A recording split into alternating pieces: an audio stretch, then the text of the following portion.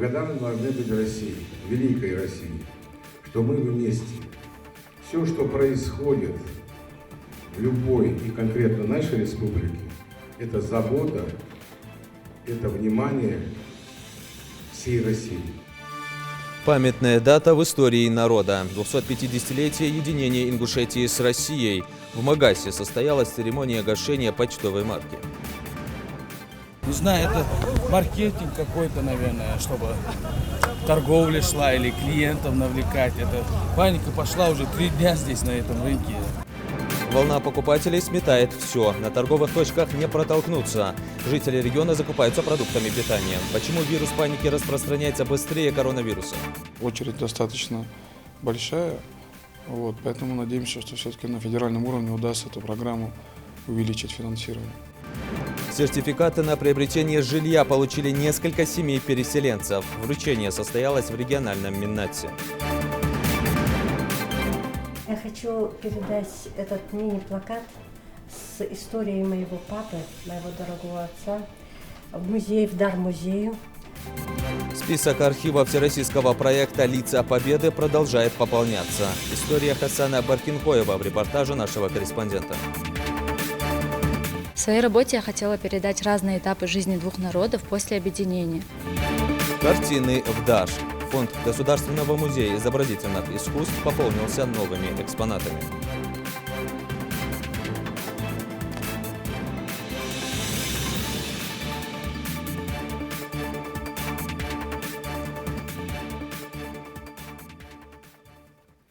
На телеканале «Ингушетия» время вечерних новостей. Здравствуйте. Памятная дата в истории Ингушетии. Сегодня мы отмечаем 250-летие единения Ингушетии с Россией. В Центре культурного развития в Магасе при участии главы региона состоялась церемония гашения почтовой марки, посвященная юбилейной дате. На ней изображен герб республики, а в оформлении использован национальный орнамент. Тираж составил 120 тысяч экземпляров. Подробности в репортаже Зелимхана Калоева. Историческое событие. Выпуск в оборот новой почтовой марки и блоков, посвященных 250-летию единения Ингушетии с Россией. Гашение по традиции сопровождает официальная церемония. Первыми оттиск фирменного штемпеля оставляет глава Ингушетии и директор макрорегиона Северный Кавказ Почты России. Махмуд Али Калиматов отметил важность этого дня и подчеркнул, что Ингушетия 2,5 века хранит верность великой стране. Для нас это очень важная дата, и мы должны сегодня быть благодарны. Благодарны должны быть России, великой России, что мы вместе. Все, что происходит в любой и конкретно нашей республике, это забота, это внимание всей России. Сегодня мне хочется искренне сказать спасибо нашим предкам за этот период достойной сыны нашей республики, с тех еще времен, охраняя транспорт, который передвигался через Кавказ, именно через Ингушетию, осуществляли охрану, в последующем принимали участие в всех значимых военных действиях. И ни разу, повторяюсь, ни разу из истории никогда Республика Ингушетия, народ Ингушетии не предавал Россию. Он всегда был верен данной тогда клятве. На почтовой марке изображен герб Магаса, на полях почтового блока герб Ингушетии, карта Российской Федерации с надписью «250 лет единения с Россией». Немаловажная деталь – специальный штемпель, которым производится гашение. На нем указана юбилейная дата – 250 лет единения Ингушетии с Россией. Интересно, что штемпель будет годен только 1 день, и уже завтра сотрудники почты отправят его в историю, а если точнее, в музей. Празднование круглой даты будет отмечаться целый год. Махмуд Али Калиматов рассказал собравшимся и о своем недавнем обращении к главе государства о выделении денежных средств на празднование юбилея. И вы знаете, я вам скажу, 310 миллионов на наше празднование, 150 миллионов для детской поликлиники, там, купить оборудование. И это большая ответственность. И те финансы, они в основном идут на культуру искусство. Почтовые марки и блоки имеют особую ценность, тем более, когда тираж ограничен. Всего в России выпустили 120 тысяч таких марок и 30 тысяч блоков. В отделение Почты России по Ингушетии поступило уже более 5 тысяч марок и около 300 почтовых блоков. Вот эта марка будет ходить не только по всей России и по всему миру. Это историческое событие, и все думают, а что же тут такого? А потому что конверт будет посещать не только Россию, а все страны. И там будет логотип, чему это посвящено. Историческая дружба между Россией и Ингушетией развилась значительно раньше.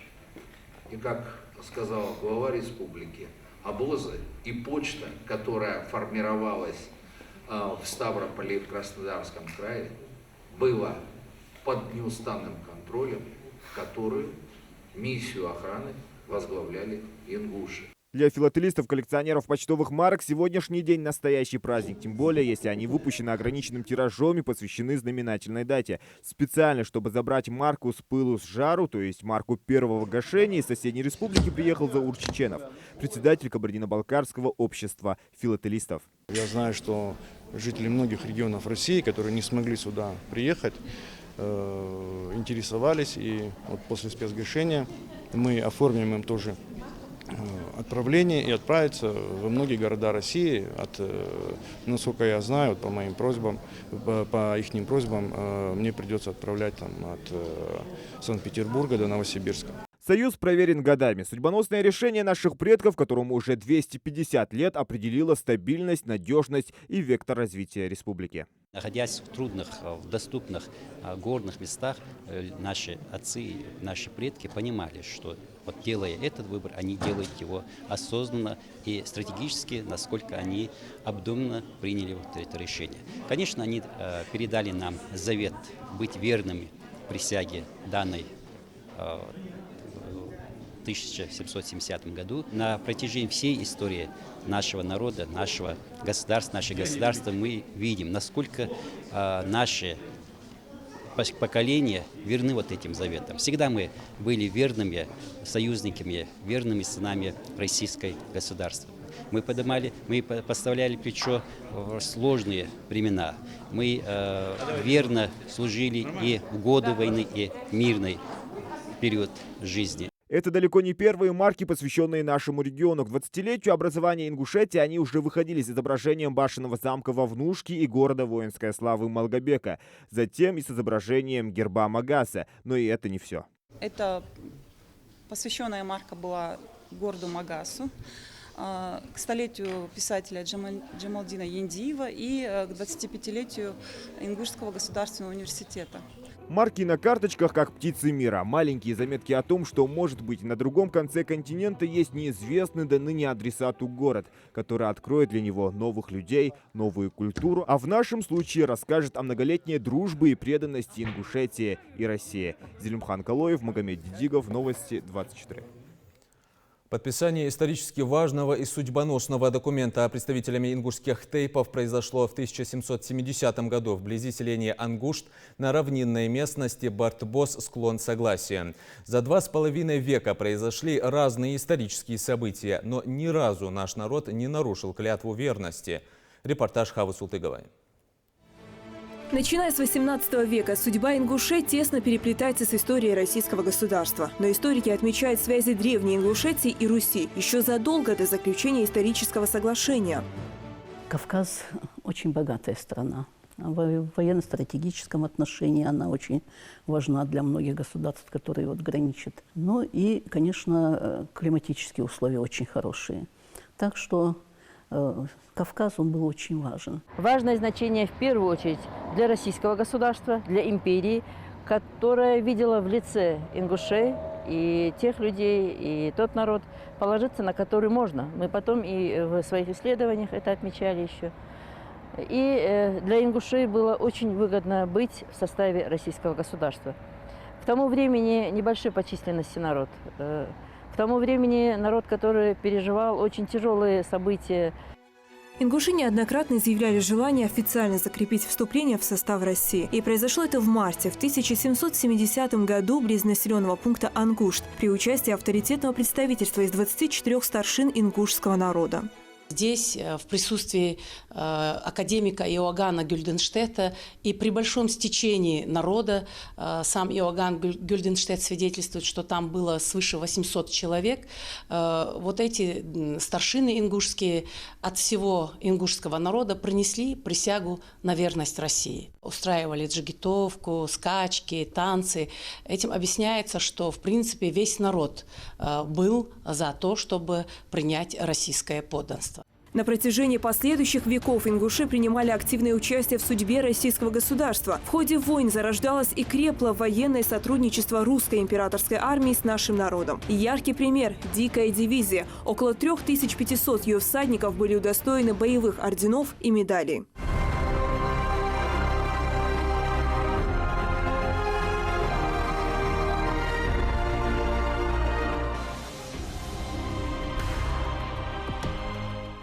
Лучшие сыны народа стояли на защите своей большой родины. Многие из них пали смертью храбрых на полях сражений. Герои Великой Отечественной войны. Их тысячи. Мурат Аздоев, Рашидбек Ахриев, Шервани Костоев, Асият Тутаева – последний защитник Брестской крепости. Уматгирей Барханоев.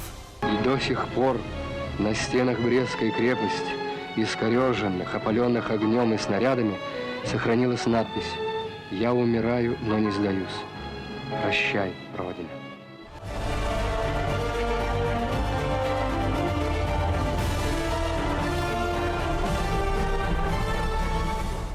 За эти годы народ пережил разные этапы истории. Слава в сражениях, лишение в депортации, восстановление государственности. Речь идет о референдуме 1991 года. Подавляющее большинство, 94%, проголосовало именно за нахождение республики в составе Российской Федерации. Другого не было. Я много изучал документы по этому референдуму, писал и убедился, увидел, что действительно это было тоже продуманное, единственное возможное верное решение. Задача современников – строить и созидать, укреплять нашу республику, нашу великую страну, приумножать их достижения. Ингуши – часть могущественной России, которые верны данной присяге. 114 случаев заболевания коронавирусом зафиксированы сразу в 15 регионах России. 104 случая являются завозными, 10 внутренними. За последние сутки в России зарегистрирован 21 случай коронавирусной инфекции. Известно о 5 выздоровевших. Смертельных случаев пока нет. Всего в мире на данный момент COVID-19 инфицированы более 180 тысяч человек. Погибших более 7 тысяч. Выздоровели 78 тысяч человек. Но сильнее самого вируса пугает паническое настроение жителей. Эпидемия паники наносит больше вреда, чем сам коронавирус. Как и во многих странах, разметать начали и прилавки ингушских супермаркетов. А на рынках не протолкнуться. Жители массово скупают продукты питания и средства гигиены. Почему вирус паники распространяется быстрее коронавируса, выясняла Диана Дударова. Число заразившихся коронавирусом в России уже превышает цифру 90. В Ингушетии нет зарегистрированных случаев заболевания. Однако в целях предосторожности отменяются массовые мероприятия, закрываются образовательные учреждения на карантин. Жители, в свою очередь, тоже проявляют сознательность, пытаются уберечься от заражения различными способами. А также наблюдается ажиотаж, связанный с массовыми закупками продуктов. Дезинфицируют ли общественный транспорт, мониторят ли цены на антисептические средства, завышают ли цены продавцы на продукты питания, проверяют уже надзорные органы. Буквально с воскресенья на понедельник количество зараженных превысило фиксируемый до этого ежедневный рекорд в стране – 30 человек. Вместе с этой статистикой возросло и волнение граждан. Несмотря на предупреждение избегать места массовых скоплений людей, торговые точки переполнены покупателями. Последний раз такие автомобильные пробки в Назране были на Мархаш. Здесь не пройти, не проехать. Причины паники жители объясняют по-разному. Некоторые связывают ее с появлением нового вируса COVID-2019, другие боятся кризиса в связи с тяжелой обстановкой в мире и проблемами поставок из-за рубежа. Не знаю, это маркетинг какой-то, наверное, чтобы торговля шла или клиентов навлекать. Это паника пошла уже 3 дня здесь, на этом рынке. Что еще? Не обоснованный ажиотаж. Необоснованный ажиотаж. Абсолютно ничем не обоснованный. Никаким дефицитом, никакими условиями. Просто раздутым. В основном люди приобретают не портящиеся продукты с большим сроком хранения – сахар, муку, гречку, рис, макароны, масло. Только вот с мукой повторяется история с медицинскими масками. Еще недавно переполненные прилавки опустошены. В одиночестве ждут своего покупателя теперь мешки сахара. Негде купить. Негде что купить? Муку? Муку, сахар, практически ничего не осталось, все расхватали. И это за какой период наблюдается такая картина? Последние недели, наверное. А вот на соседнем складе только что прибыл полный мукой КАМАЗ поставщика. Мешки разбирают мгновенно. Новый тип вируса по миру распространяется с неконтролируемой скоростью. Начнут ли повышаться цены с такой же скоростью, волнуются жители региона. Некоторые ненасытные предприниматели решили, как всегда, не упускать момент и заработать побольше. Раньше 1100 стоила аква мука, а сегодня она уже 1350. На рынке, вот сейчас я оттуда иду, масло, которое стоило 75 рублей, сегодня стоит 320. С чем связано необоснованное повышение цен, объяснить не могут. На вопрос, завышает ли поставщик, разводят руками. Почему цены повысились? Вот люди жалуются на 200 рублей, на 250. Вам поставщик повышает или вы завышаете цены? Люди стремятся успеть купить и не только продукты, но и медикаменты. Резкий скачок цен претерпели медицинские маски. Еще недавно ФАС уведомлял, что стоимость на эту защиту снизилась до 3 рублей. Однако сами фармацевты заявляют, по такой цене их не было еще в начале месяца и не будет.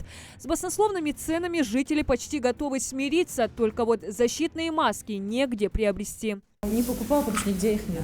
Найти не могу. Хотелось бы, да? С Магаса. До Назрани доехала, нет нигде. В этой аптеке последнюю партию масок распродали вчера вечером. Здесь они продавались за 30 рублей одна штука. Теперь фармацевты в ожидании новой поставки.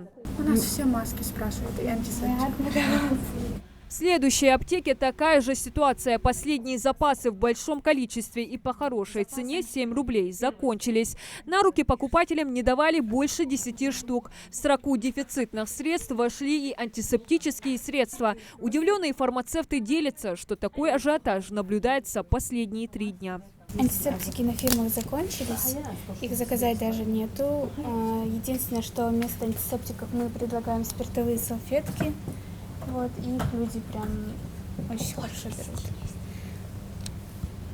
Хлоргексидина тоже нет? Хлоргексидин тоже закончился. Сегодня он опять рождается, тоже очень прям сильно берут, прям огромными количествами. Как поясняет Росздравнадзор, за прошедшую неделю в регион поступило 7 тысяч масок. Приобрести их в объеме 50-100 штук на сегодняшний день не представляется возможным. Острый дефицит не только в Ингушетии, но и во всех регионах России. Стоит вопрос о глобальном увеличении производства масок.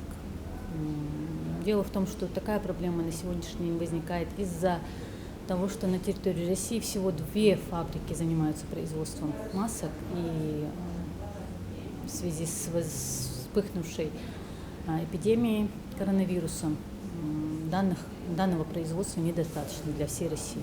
Защищать органы дыхания масками советует Всемирная организация здравоохранения. Но что делать, если человек не хочет игнорировать меры профилактики, но ему негде приобрести защиту? Медики советуют не отчаиваться и делать маски в домашних условиях из влажных салфеток или из марли. К тому же такие можно использовать многократно при глажке утюгом. Кстати, в соцсетях уже начали появляться лайфхаки.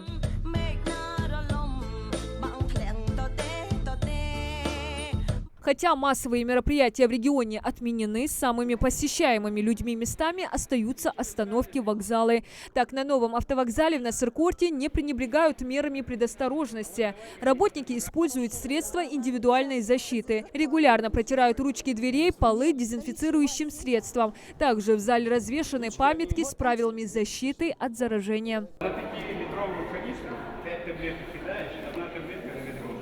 В России уже вводятся жесткие профилактические требования к общественному транспорту. Дезинфекцию автобусов нужно проводить перед рейсом. Стекла, поручни, сиденья необходимо обработать хлоросодержащим концентратом. Как часто? Когда вы моете? Вечером, утром, после каждого выезда? Каждый выезд никак не получается. В сутки хотя бы 2 раза моете? 2 раза это 100%. Сотрудники Роспотребнадзора уже начали проверку автобусов на наличие дезинфицирующих средств и защитных масок для водителя. Здесь средства есть у вас? Дезинфицирующие? Сейчас он обещал нам все даст. То есть сейчас у вас нет средств, но вам обещали выдать? Да, обещали, но у нас то, что был, кончил. Упущение транспортных компаний налицо. Памятки о правилах защиты в самом салоне не оказалось. Но сотрудники Роспотребнадзора не забывают о безопасности пассажиров и призывают к бдительности. Проводят профилактические беседы и раздают буклеты. Возьмите, как защитить себя вот от гриппа, от коронавируса, если есть такие симптомы гриппа. Роспотребнадзор поясняет, все меры призваны не допустить распространения коронавирусной инфекции. ФБУ, Центр гигиены и эпидемиологии, для оперативного диагностирования завезли тест-системы, куда даже сомнительный анализ будет отправляться в вектор Роспотребнадзора. И будут обследоваться все, кто будет обследоваться на острой респираторно-вирусной инфекции, они будут обследоваться и на коронавирусную инфекцию. Уже больше 2 месяцев новости о коронавирусе остаются самыми популярными и пугающими. В мире уже заражены более 140 тысяч человек, около 6 тысяч скончались. Медики напоминают, игнорируя меры предосторожности, люди только увеличивают риск самозаражения. Диана Дударова, Джамалил Тамасханов. Новости 24. В целях недопущения распространения коронавируса в образовательных учреждениях Ингушетии введен карантин. Вирус COVID-19 удастся сдержать при соблюдении основных мер предосторожности. Никаких рукопожатий, избегание контактов, постоянная дезинфекция, мытье рук как главный способ защиты. По возможности оставаться дома и не посещать места массового скопления людей, советуют инфекционисты. О способах защиты и профилактики коронавируса репортаж Жаредат Халухоевой. Китайский коронавирус большим размахом шагает по всему миру, охватывая все новые территории. В Ингушетии официальных случаев заражения не обнаружено. Отрицательным оказался и тест мужчины, накануне всполошивший всю республику возможным заболеванием. Сейчас он находится под присмотром врачей, которые убеждают, если соблюдать простые правила, вреда не будет. Полоскание ротовой полости, носоглотки полностью, нос полоскать, рот, частое мытье рук. Если есть возможность, антисептические сейчас очень много спреев, и как бы уменьшить контакт рук со слизистыми, чтобы быстро, опять-таки через слизистые может проникнуть вирус, поэтому максимально отучить себя от этого, и гигиена ротовой полости, рук, и ношение масок. Медики уверяют, лучших средств профилактики, чем традиционное мыло и вода, пока еще не придумали. Впрочем, такого мнения придерживаются не только врачи. В сети набирает обороты флешмоб против коронавируса. Его запустила голливудская звезда Глория Гейнер и подхватил весь мир. Блогеры танцуют под знаменитые песни и моют руки в течение 20 секунд. Этого, по их мнению, вполне достаточно, чтобы не допустить заражения.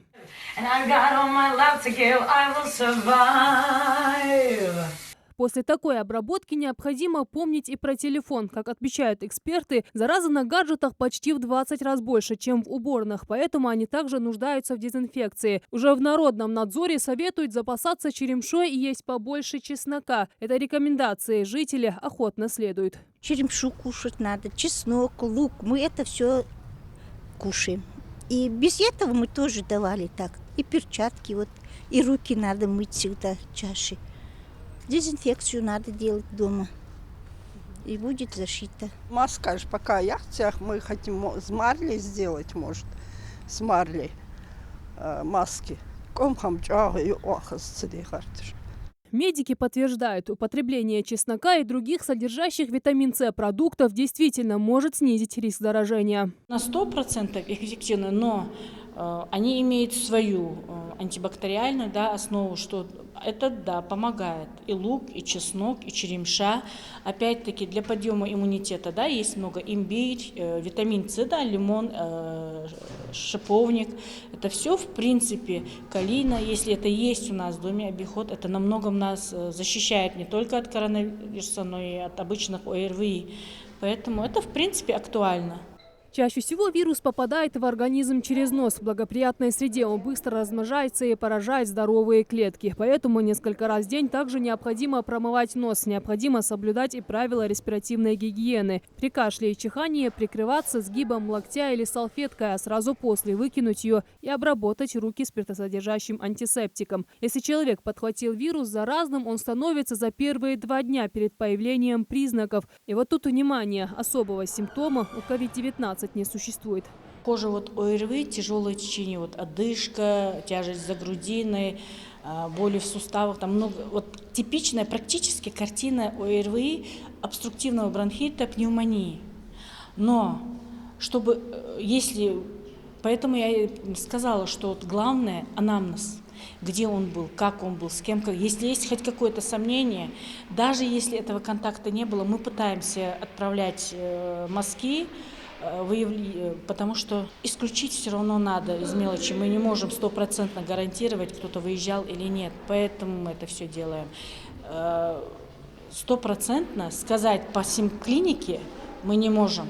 Подтверждается только лабораторно. В группе риска люди в возрасте. Именно они чаще всего погибают от тяжелой пневмонии. Легче всего болезнь переносят дети и молодежь. Медики призывают, ради собственного здоровья и жизни близких важно не поддаваться панике и доверять только рекомендациям специалистов. Если состояние одышка, затрудненное дыхание, высокая лихорадка, эти симптомы есть, то желательно, если обнаруживается это непосредственно дома, то сообщить, чтобы этот больной не выходил, а сообщить. Сейчас же связь у нас есть по телефону, с амбулаторной сети практически у всех есть, чтобы на себя вызвать, чтобы не было излишнего контакта.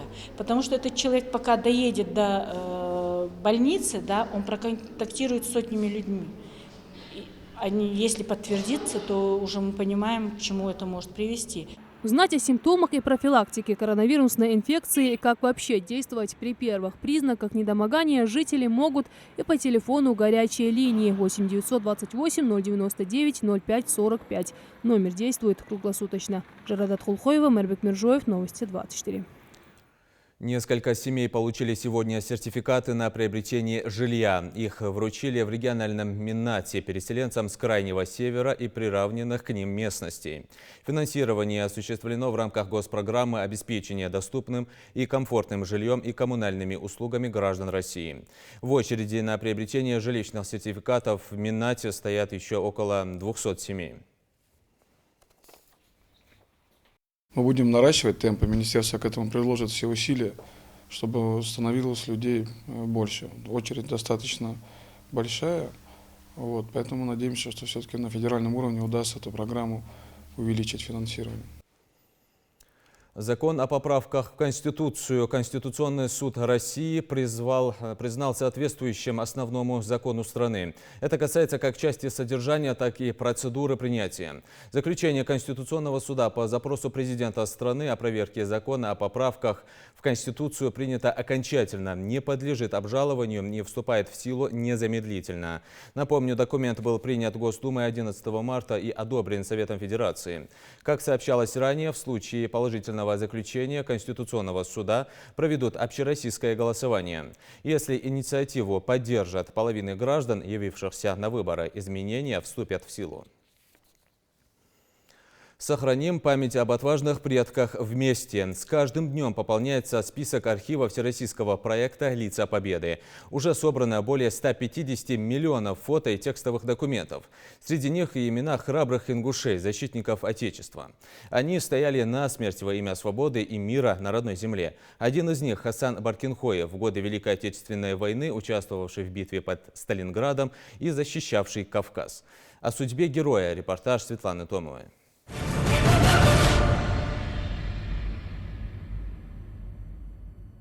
Я хочу передать этот мини-плакат с историей моего папы, моего дорогого отца, в музей, в дар музею. Дочь Хасана Баркинхоева Елизавета по крупицам собирала материал об отце. Осенью 1941 года он 18-летним юношей-добровольцем ушел на фронт. Участвовал в битве под Сталинградом. Уже в 1942 году Хасана приказом назначает командиром отделения радиороты НКВД. До 1943 года он выполнял боевые задания на южных рубежах страны.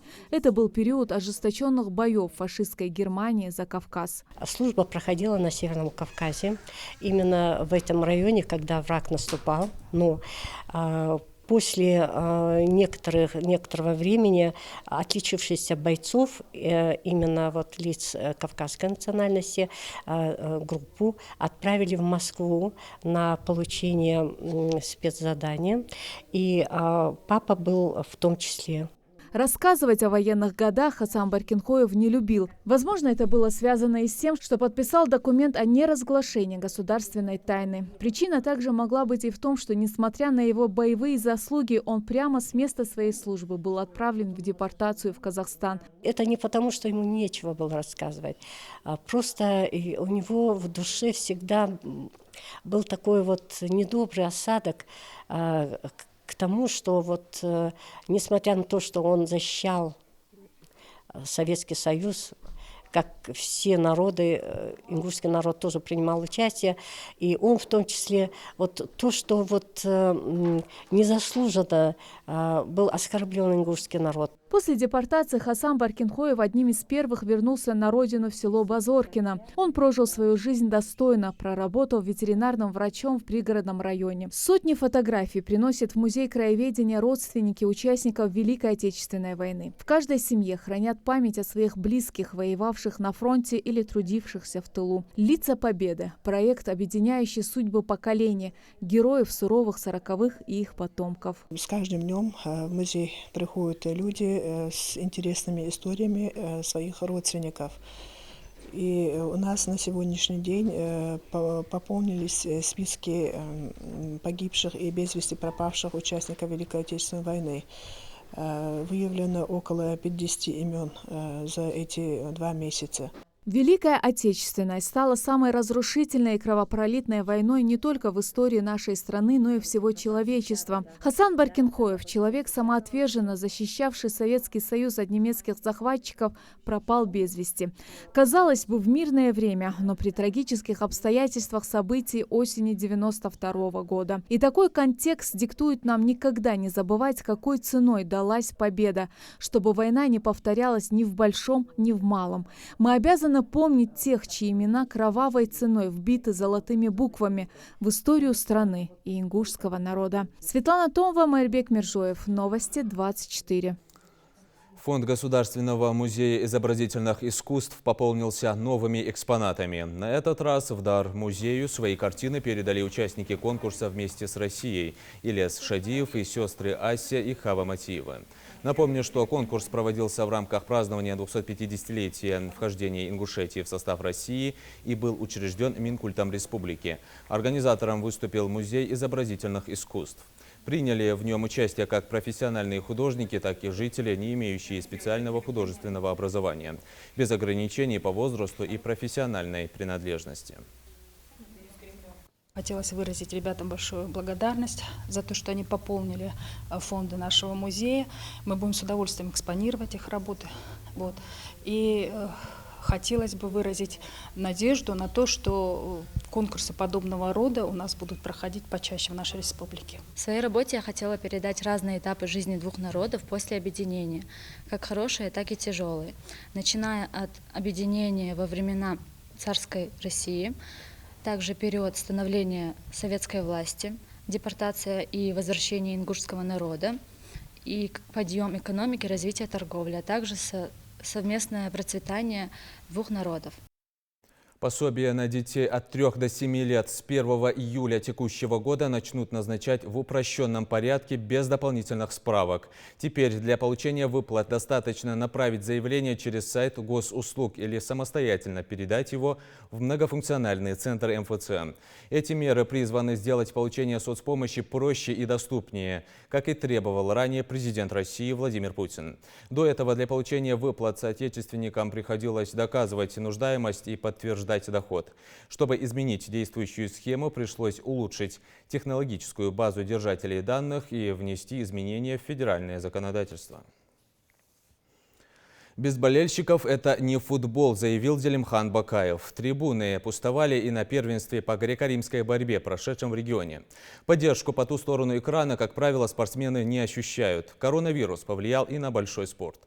Во многих странах отменяются спортивные соревнования, переносятся на неопределенный срок. Под вопросом и проведение чемпионата Европы по футболу. Чего еще ждать спортсменам от пандемии коронавируса, расскажет Идрис Ижиев.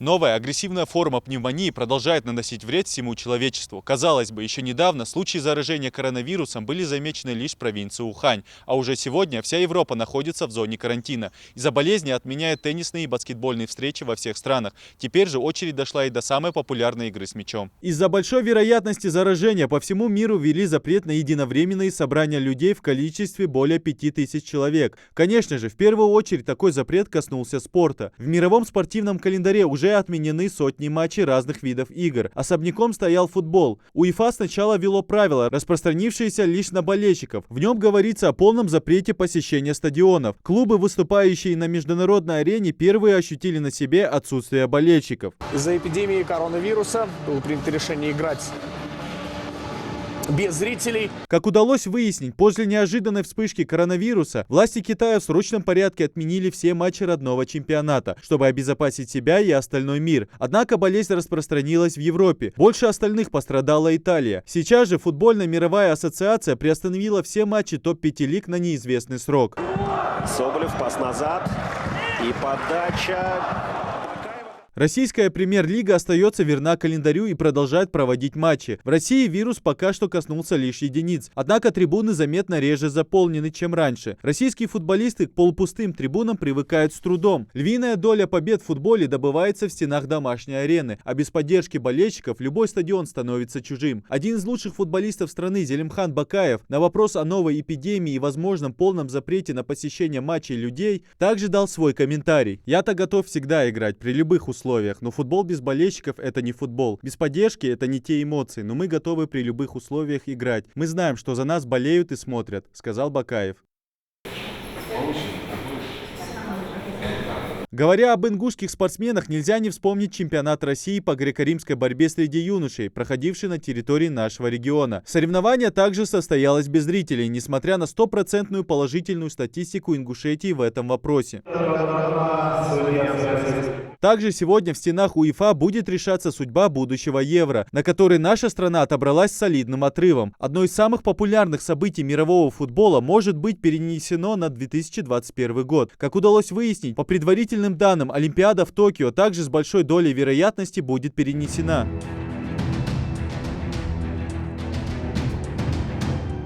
В ближайшее время ситуация с мировым спортом станет ясна, а пока спортсменам и болельщикам нужно набраться терпения и, самое главное, позаботиться о собственном здоровье. Идрис Ижиев, Новости 24. Наш выпуск на этом завершен. Оставайтесь на канале Ингушетия.